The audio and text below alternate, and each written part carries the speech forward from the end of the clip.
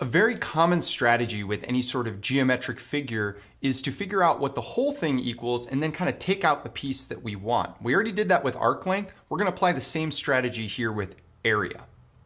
If we're going to find the area of the sector here that's shaded in green, first we need to find the area of the whole circle. Well, I know the formula for that is just pi times the radius squared. And we know the radius, so we can just substitute it in. Great, now we know what the whole circle is. Now we have to figure out kind of the percentage of the circle that we want.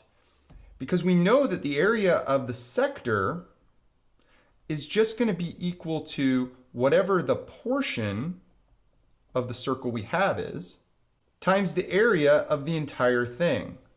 Well, again, we're going to use that idea that we know that the entire circle is 360 degrees, and that sector just takes up 45 degrees of it.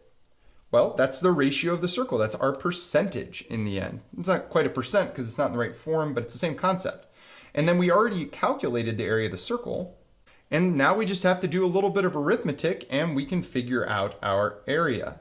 So the area is 9/8 pi inches squared. Well, I mean, that's great, but again, in this case, since we're talking about like a value, let's go ahead and look at the approximation. 3.53 inches squared. Now, here's one thing that I always like to do. If we reduce down this portion of the circle, we're going to see that it's 1/8 of the circle. So just a pretty small piece of it overall.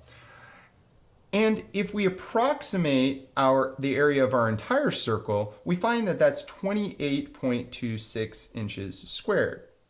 And if I compare those two values, I see that 3.53 inches is significantly smaller than 2.826 inches.